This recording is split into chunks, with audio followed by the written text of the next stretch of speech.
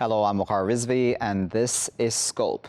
Now, civilian death tolls, especially at the hands of the U.S. around the world, has been something that's been discussed a number of times, more specifically in the context of Iraq and Afghanistan. And there are a number of NGOs, and we've had representatives of those NGOs on this show in the past as well, especially the likes of Iraq Body Count, where their estimates, our numbers, are significantly higher than what the U.S. has ever really admitted to. And now we've had Senator Elizabeth Warren as well as Congressman Rouhana calling, in fact, on the Pentagon and military leadership as a whole to reform the way that they, in fact, compile even the numbers that they have admitted to releasing. And they've released a number which says approximately 23 civilians were unintentionally killed by the U.S. military in foreign war zones in the year 2020, that is. And that, again, expectedly, is far below the NGO figures, in some cases which are several times that. So what does this A, mean for the process the military is using? B, what would reform in that process look like? And C, how important is it to get this right? And do Americans really even care, or others around the world whose respective governments may be involved in war zones overseas? Let's discuss all of those issues a bit further. We're now joined by Dr. Amalendu Misra, who is a senior lecturer at Lancaster University. He's joining us today from Lancaster in the UK. And joining us this morning from New York is Azmat Khan, who is an investigative reporter. Azmat and Amalendu, thank you both for taking our time out to join us today. Azmat, let me start with you. For Elizabeth Warren, I believe, and Congressman Khanna to call on reform in this case, I mean, at least looking at Warren's track record is probably not totally surprising, considering that she has been critical of the wars overseas. But what kind of reception has that received in the U.S.? Are other politicians reticent to such changes? Would the military, do you think, be reticent to such a change? So these calls come, as you said, after years of sustained and compelling evidence that civilian deaths are undercounted. And so for many politicians, there is an understanding that this might be true. The problem is that there is a problem of political will. In the United States, there aren't a great number of rewards for example, protecting against civilian deaths for a politician. So despite the vast amounts of evidence, something that I myself, as an investigative reporter, have gone to uncover on the ground in places like Iraq, Afghanistan, and Syria, despite all of that evidence, politicians don't necessarily feel the need to bring this up. The kind of thing that might have more political will is something like, for example, U.S. soldier deaths. Historically, we've seen that when U.S. soldiers die, that there is a great deal of political organizing that happens and a lot of political will by politicians. Civilian casualties, the deaths of foreign others, unfortunately do not play a high role in the American voting mindset, nor, and subsequently thus, in many of the politicians who represent these kind of bills. At the same time, however, we have seen changes that the military has made in recent years that shows that it takes an interest in this. It probably has the most bureaucratized, lengthy, procedural process on play than any military in the world. But when you measure what they claim versus what's actually happening on the ground, in my own case, I found that civilian deaths were 31 times higher than what the U.S. government was claiming in Iraq. Wow. So when you look at that problem, it's something that's necessary to change, and it's something that is also, it shows a fundamental misunderstanding by the military. Amalendu, Azmat there pointed to a very, very important point, and that is also the public view on all of this, right? Is it that the public, for lack of a better phrase, doesn't actually care as much about these foreign civilian deaths? Well, that would be a wrong assumption. There is greater scrutiny at the moment, thanks to the revolutions that we have seen in terms of social media. So in the past, governments could get out with literally murder, which they simply can't anymore. And then we also are talking about global responsibilities that was not there as a part of the international intervention, especially when we're talking about 20 years back as to what was happening. So these two things are coming together. And then there is also something called International Criminal Code, which also is putting pressure on countries to come out clean as to what they are doing. Of course, United States is not a member of ICC, so let's not talk about it. But to cut a long story short, what is happening here is that there is a certain degree of reckoning that we need to have a kind of open and honest debate about it across the international system. And we have responsibility towards not only our citizens, but to the citizens of the world, especially if we are going to make a case for an interconnected, ethical, humanitarian world. So that's exactly what we're saying. But having said that, let's not sort of look at United States in isolation. Yeah. If you look at it in a comparative perspective, what we have is another country such as France, which has been engaged for the last 10 years in sub-Saharan Africa, as well as in Syria and Libya. And we haven't got a single admission of civilian casualties from the French side. So credit must go to the Americans for coming out and at least saying that these are wrong figures. And I'm not surprised because both Ro Khanna and Elizabeth Warren are academics, lawyers, and Democrats on top of that. So they're not prepared to sort of have this thing brushed under the carpet.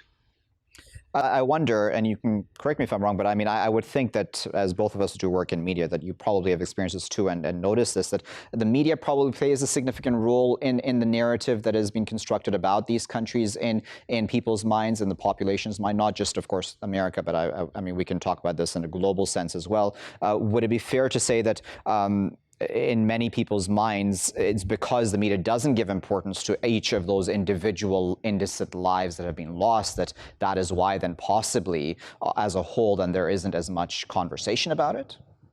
So I can speak to the United States, and I think the media certainly plays a role. After 9/11, and this wasn't just the case in the US, but after 9/11, a lot of news organizations started to take at face value what the government claimed, either without sometimes pushing back and questioning those narratives, or when they questioned it and were told, listen, the people we killed were not civilians. They were members of the Taliban, or they were members of ISIS. That there is and we have evidence of that, there's very little pushback to that because they claim to have intelligence that they cannot release to those journalists. And after 9/11, there's been far more rope given to the government, and not just the government of the United States, other governments around the world who are involved in civilian casualty incidents, to just kind of have the reporting stop there. So in part, it's the media's job to uncover many of these civilian deaths and to hold the powerful to account. And I would say there's been a shift in how well the media does this after 9/11. At the same time, it comes down to a long-standing empathy problem that U.S. citizens and many other citizens of Western countries have in seeing the humans of other countries, particularly those which are not traditionally allied states, that might be developing countries, to not necessarily see them with the equal weight or value as a Western life. And as a result of it, for example, when there's a bomb blast or when there are airstrikes that kill civilians, it's not going to register on the radar of Americans, unfortunately, at the same level that deaths of, for example, French citizens would. And you know what, my colleague here today who's speaking had mentioned that there are growing changes in terms of how much the public cares. That might be true in parts of Europe, which has always seen a greater care as compared with the United States for some of these foreign citizens who are dying in the war zones that the United States, where it wages war or carries out airstrikes. And while you might see some shifts among NGOs that may be taking this more seriously, some journalistic organizations that may be taking this more seriously, when you look at the American public, they're largely sick of coverage of these wars to begin with. And when there is an interest in it, it's generally around U.S. soldiers, not foreign civilians. Yeah. Amalendu, we're quickly running out of time, so I'm going to give you the final word. In academia, too, then, is there, do you think, openness to discussing the civilian death tolls and the kind of impact that has on policy making then for the future? Because it's also about admitting that this has happened and that these many civilians have genuinely been killed, and then B, ensuring that this does not happen again, and hopefully that will happen through think tanks and policymakers. There is indeed. I mean, we're talking about intervention, and there is a particular American political theorist, philosopher Michael Walzer, who is talking about just war. And he's talking about not only thinking about war, going to war, but also how you're conducting yourself in the post-war scenario. So that is where he's talking about admitting to your errors, to your faults. And you can only talk it that it was a kind of successful operation when you come out clean. And I think somewhere down the line, we have a convergence of that academic thinking in the policy world. And if there is a reckoning on that particular aspect in the current memo by these two senators and representatives from the United States towards the defense secretary, I would suggest that although the American public may not be very interested in finding out what is going on, but I would think that there is a convergence of this particular ethical thinking in the US policy circles. We'll leave it there at that, but we really appreciate Amalendu and Azmat for taking their time out of their respective busy schedules to share their really vital insight with us. We were discussing there the civilian death toll that occurs in war zones around the world. And in this case, we were speaking specifically about the United States, and Senator Warren, as well as Representative Hanna, speaking about how the U.S. military needs to actually admit the real numbers and needs to reform and change its process of how it even goes about dealing with those civilian death tolls overall and releasing that information. Yes, it's important. It is important to discuss each innocent civilian, in fact, that has been killed in any war around the world, because each human life should have equal weight. Something that Azmat there alluded to is not the case at this point in time, unfortunately, in many people's minds. And that's a narrative that has been built up for many, many, many years. So that's not a new thing. That's the way the media talks about it, the way the politicians talk about people who are in developing countries or in countries, adversarial countries, and the citizens of those countries. So all of these things are very problematic because, again, it's about life being sacred and the ability to then protect sacred life. And that's an extremely important conversation to highlight and discuss. I'll be back with my next segment after this break. Welcome back, viewers. You're still here on Scope with me, Waqar Rizvi. Now, in a lot of places around the world, just recently, we've had an extreme heat wave, and we've had, for example, places in Canada, and you wouldn't have imagined ever that Canada would be the one country that would be breaking heat records. But a lot of this is certainly indicative of climate change and what stage of that process we are at something right now. And so, of course, this not only has certainly ramifications for the rest of us, just vis-a-vis the heat wave and the issues that brings around with drought and etc., but also then this has geopolitical issues as well. Because, I mean, for example, we've had right now electricity blackouts throughout Iran, for example, which is a neighboring country to Pakistan, and a lot of that has been put down to the fact that they haven't been able to produce enough electricity because there is a severe drought there, and a lot of that can probably be traced back to climate change as well. So all of this then creates then a political structure as well as geopolitical challenges for many countries around the world, a fight over resources possibly in the near future. So let's discuss that and a lot of other issues. We're now joined by Karen Makuch, who is a senior lecturer and associate professor of environmental law at the Imperial College of London. She works at the Centre for Environmental Policy. She's joining us today from London in the UK. Karen, thank you very much for taking your time out to speak to us today. Let's start right at the top, Karen, about this heat wave. How concerning is it? Because I would think that, and I know that a lot of experts have said, that this actually proves that possibly we're a lot further along this climate change process than originally thought. Well, good afternoon. Yes, thank you for having me. I think from an equity perspective, the world leaders now hopefully realise that no country and their citizens are actually immune from the impacts of climate change. It's tragic that loss of life anywhere is what is needed for this realisation. I think this is quite a wake-up call now for world leaders that have dominated the international climate change agenda for at least 20 years now to realise this is a real concern that goes beyond economics and political negotiations, and it's actually one more about humanity. No country is immune. It's going to bring internal displacement concerns for developed and developing countries. and issues of human rights, nature, and security of persons are definitely coming to the fore now. As I said in my introduction to Kieran, it's been shocking, isn't it? I mean, that Canada, out of all places in the world, would be the one country, as well as I know other places, even in the US, which you would not normally have, like, 46°C temperatures or otherwise, I believe it was, that they had hit in certain places. Why has it so drastically changed? I know that there have been a lot of experts who have spoken about it, but I'm still trying to wrap my head around that. Like, how have we moved from, within a year or so, how have we moved so quickly into this heat wave?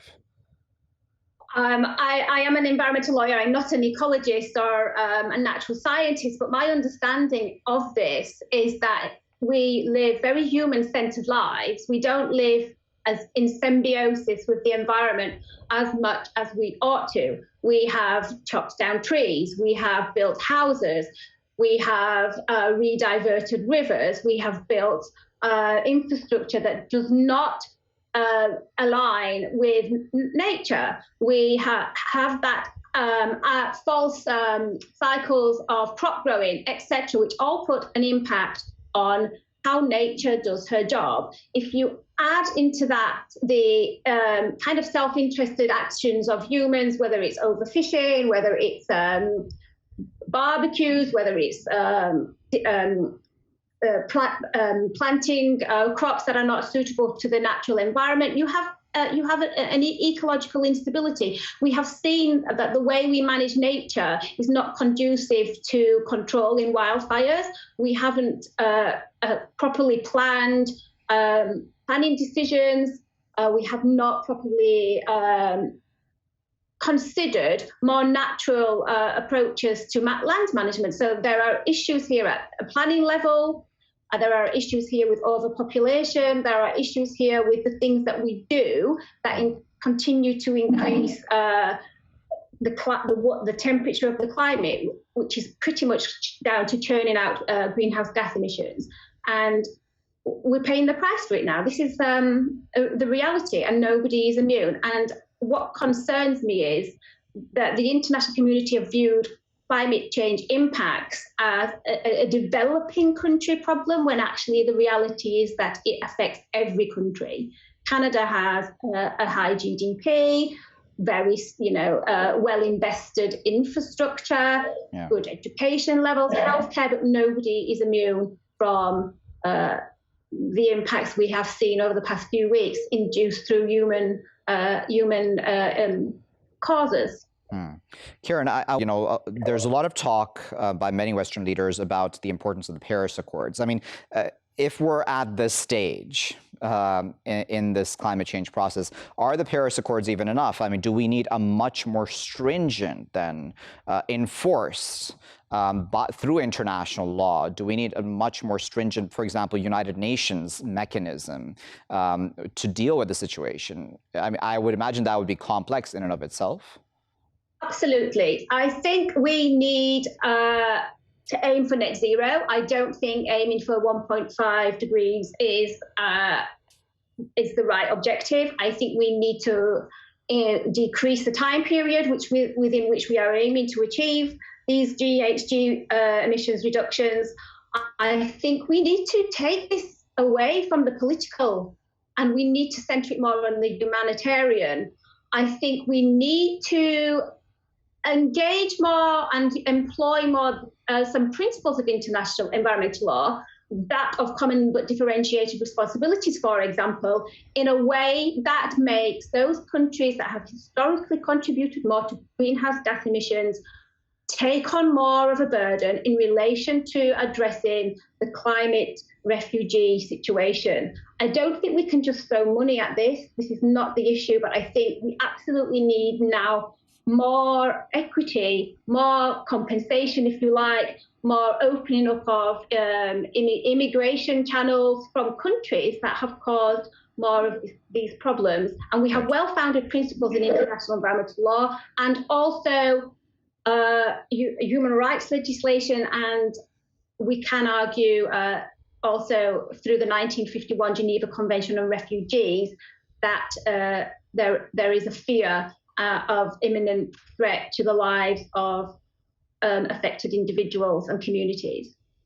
And we'll have to leave there as a final word. I know we just touched the tip of the iceberg, but we really, really appreciate the context you brought to the discussion. That was Kieran, who was speaking to us today from London. We were speaking there, of course, as I'd mentioned at the top of the introduction, about the heat wave that's happened. But, you know, a lot of us sometimes do not realize, it seems that there is still a disconnect in at least some parts of the world about climate change and how that affects all of us, A, of course, through the different weather patterns, but then B, politically as well. It affects the fight over natural resources. It affects human rights, there, even as Kieran there pointed out. So its effects are a lot more vast and a lot more drastic than possibly a lot of us appreciate. And that's why then it's even more important for us to then pressurize our respective leaders to then ensure that either an international law mechanism is put in place or domestic laws are put in place, which then ensure that they're dealing with the situation in a proper fashion. And of course, alarm bells are ringing off around the world, especially in many environmentalists' minds,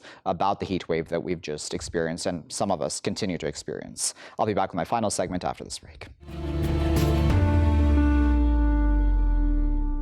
Welcome back, viewers. You're still here in Scope with me, Waqar Rizvi. Now, this final segment of today's show, we're going to discuss the OPEC rift, which everyone is really talking about between the Saudis and Emiratis. Now, there's been a lot that's been discussed. There's been, I believe, a lot of overstatements, a lot of fatalistic forecasts about what this means for OPEC and how big of a rift this is for the Saudis and the Emiratis between themselves as well. But when it comes down to the details, there are some important ones, right? So both of these economies are looking to move away from dependence on petroleum industry or the oil industry as a macro umbrella term, if I may use that. And they both are in different places, of course, in that process, and thus probably have different views on how they should go about doing that. And yes, I know that there are complaints, Emirati complaints about possible Saudi control over OPEC. All of those things put to aside for a moment, how important is this latest rift right now, as well as then a lot of the narratives surrounding it. And of course, we're going to try to speak about these in as layman terms as possible so that as many of our viewers can understand what we're talking about. So let's put this now to our esteemed panelists who are joining us today. We're now joined by Paul Stevens, who is an Associate Fellow and Distinguished Fellow of Energy, Environment and Resources Program at Chatham House. He was awarded the 2009 OPEC Award. He's joining us today from London. Joining us today from Riyadh is Abdulaziz Alghashian, who is a Research Fellow at the Sectarianism, Proxies and Desectarianization Project.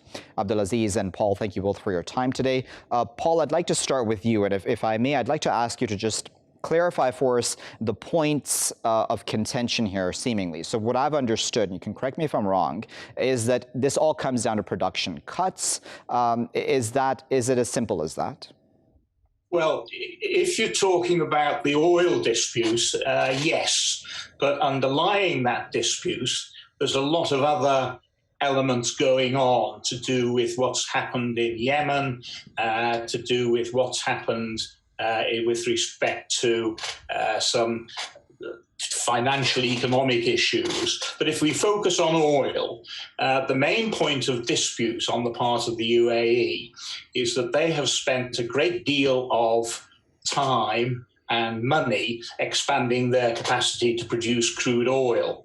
And when the cuts were announced, they didn't take account of that in determining the baseline. In other words, where were the cuts going to come from? And the UAE is claiming that its capacity is much higher than is suggested in the original agreements. So, Abdullah, give us a view from your vantage point. What is the Saudi viewpoint in this case? Well, firstly, good afternoon, and it's good to be with you and good to be with Paul. Firstly, I think, indeed, I think Paul alluded to this a bit, and he spoke about kind of the other factors that are going on here, and I'd like to carry on from that. And I think, indeed, it is a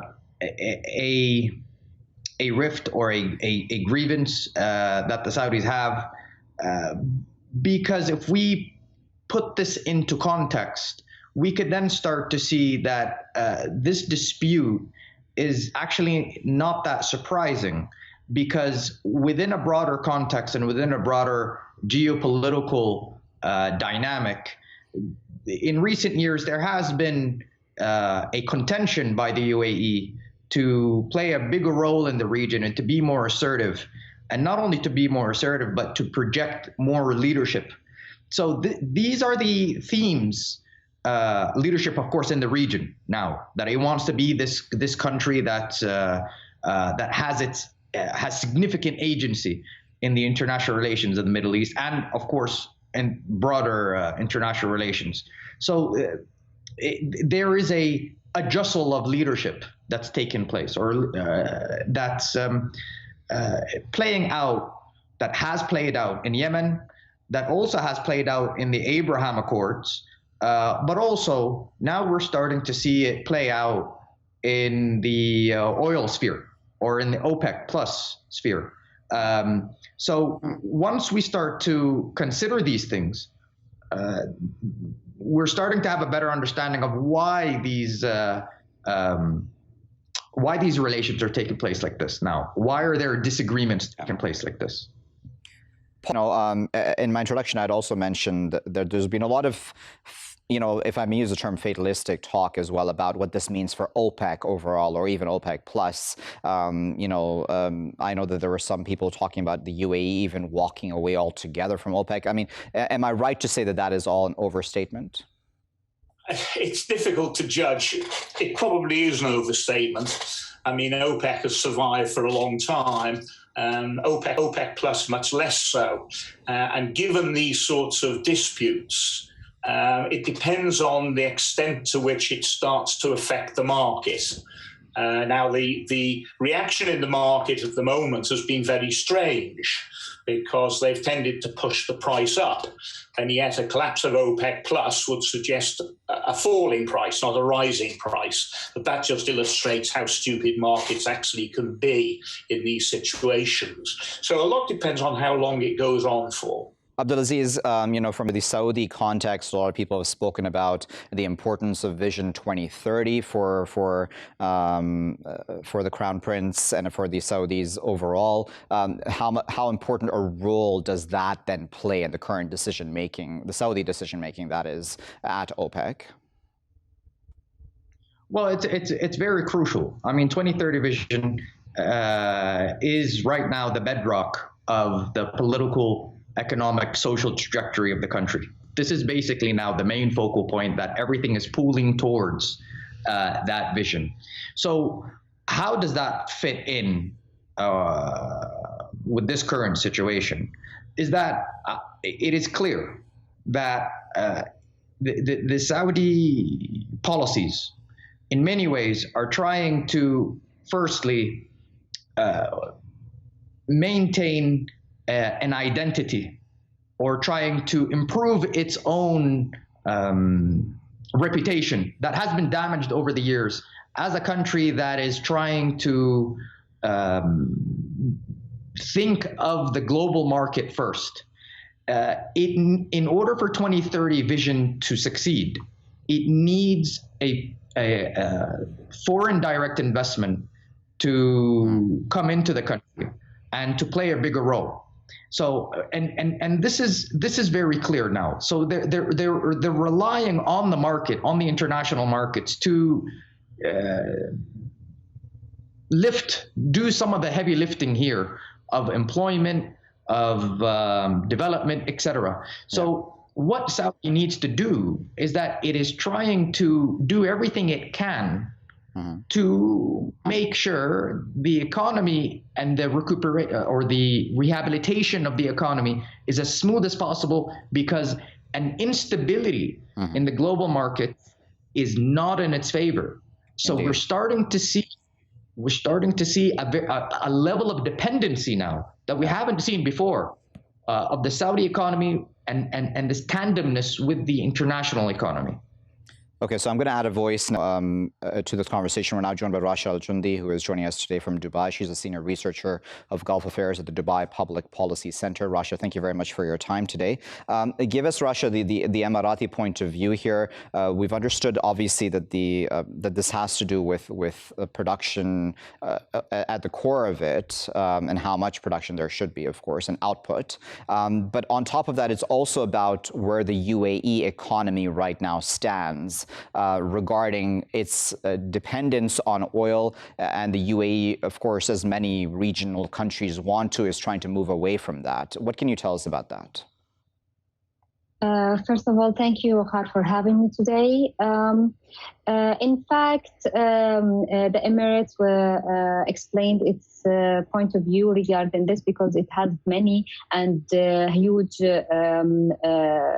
projects on depending on the oil sector, and like Mr. Al-Mazrou'i said in his remark, that it's not fair that the United Arab Emirates is producing oil a share less than on average less than other countries, and these issues I think would be dealt with, and I think there is a negotiation now, and Kuwait is involved in that for mediation, and it's normal. I don't see that there is a big issue on having a small disagreement inside OPEC or OPEC Plus.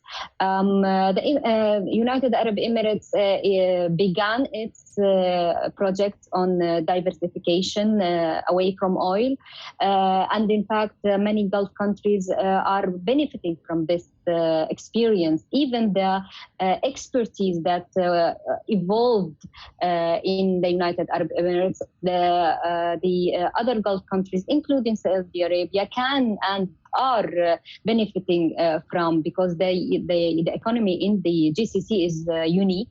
And it has its own identity. So the experience that the UAE has built is very important for Saudi Arabia, and the Emirate is always ready to help and to give away this experience. Right. And the point of view here in the UAE is that if Saudi Arabia is really serious and putting its way to diversify away from oil, it's also an opportunity for not just for Saudi Arabia, but it's for the UAE and other Gulf countries, because competition, healthy competition, will bring more money to the region, will bring more investment to the region. And Indeed. so I don't think it's not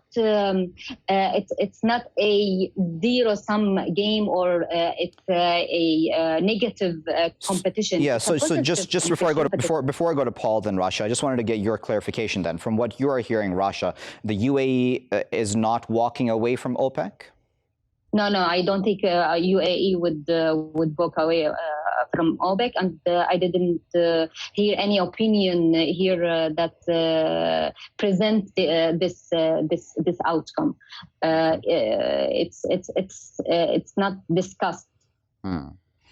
So, Paul, let me bring you back into this, and because many times, Paul, of course, we have these regional issues taking place, but then for the rest of the world, a lot of them, I would imagine, and possibly even where you're sitting in your vantage point in the UK, look on from the outside in with alarm, right, at this situation, or as things develop in these cases where there are rifts in OPEC. What do you think is the vantage point and the understanding on the part of the Western countries then about what's happening? Do you think that maybe they're less alarmed than a lot of us may think, especially as the media has presented it?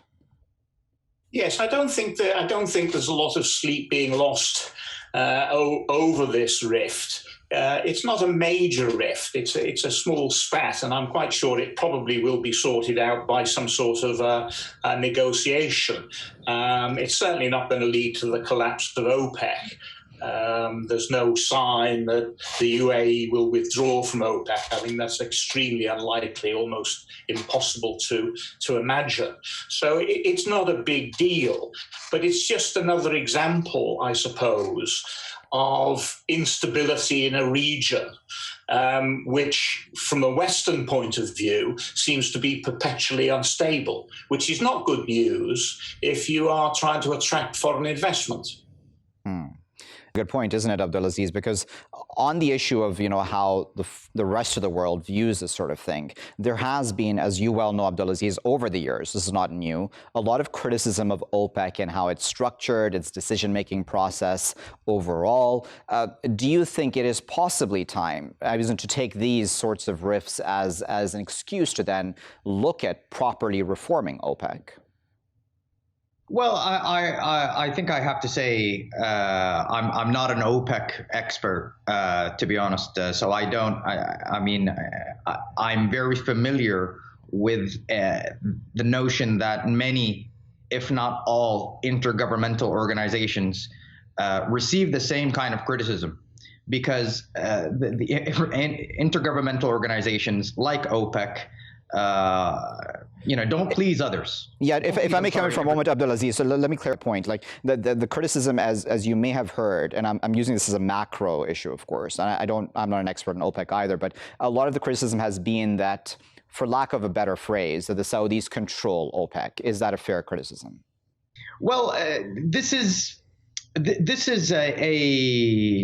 could be a fair criticism. Some people might assume that, and I think what gives more fuel to that notion of, to be more explicit, to reduce the role of Saudi in OPEC, or reduce the role of its influence in OPEC, is due to a number of other producers taking place. But you see here, in my opinion, I think Saudi will obviously try to resist that as much as possible, because this is kind of one of its remaining aspects that it could control and influence its prestige in the world. So while that may take place, I don't see Saudi trying to give that up anytime soon, and I think the complexities of OPEC is probably best explained by others on the panel. Because for me, I understand. I understand. I apologize for the spot there, Abdulaziz. Rasha, I'll give you the final word if I can. On the point of reform of OPEC, do you think that is important at this time, especially as you had mentioned, there is diversification happening throughout the region away from, again, oil and dependency on oil?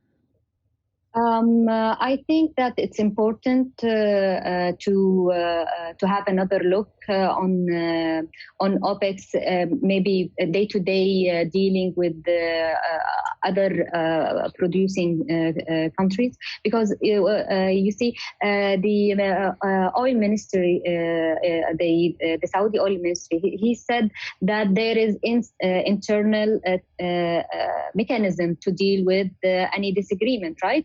But this mechanism couldn't deal with the Emirates' requests.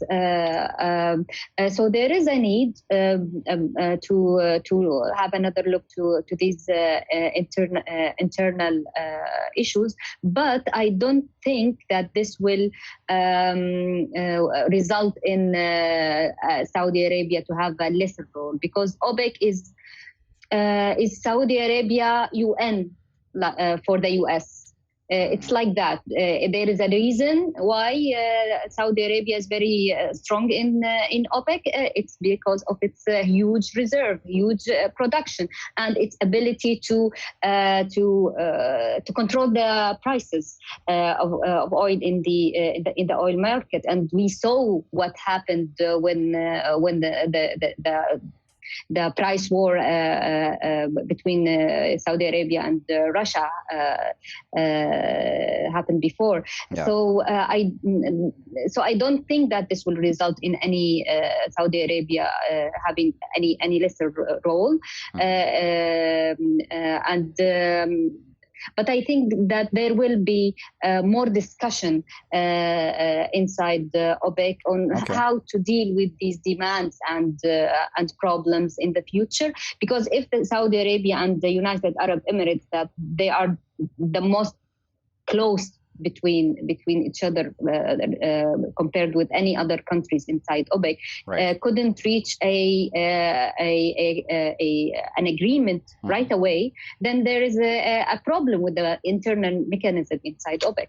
Well, we'll leave there at that, but we really appreciate Paul, Abdulaziz, and Rasha for taking their time out to discuss this issue. Again, I didn't want to go into very deep, discussions which a lot of laymen would not understand. But it's important to discuss this because of the fact that there is a lot of narrative out there which is very, very negative about what this sort of rift can mean, and possibly it's time to calm all those fears down and say, yes, this is a fairly small rift, even as Paul there mentioned. But yes, it's also important and indicative, possibly, of, as Rasha there mentioned, as well as Abdulaziz alluded to, that maybe within the OPEC mechanism itself, there needs to be more mechanisms for dialogue. And it's natural in a sense because, as I said in my introduction, each of these respective countries is at a different stage right now in their current diversification process away from the oil industry. And for the Saudis, as Abdulaziz there mentioned, Vision 2030 is extremely important. For the Emiratis, they're a tad bit ahead seemingly in diversification, but then their reserves are significantly smaller if we're comparing it to the Saudis. But as Rasha there also mentioned, these two will work it out as they have in the past if there have ever been any rifts. But yes, it's about looking at OPEC as an organization as well and questioning whether or not its internal processes are good enough and need to be reformed to ensure that dialogue continues and then any such rifts are smoothed out ASAP. I'll leave there for that. I've been Waqar Rizvi. Thanks very much for watching.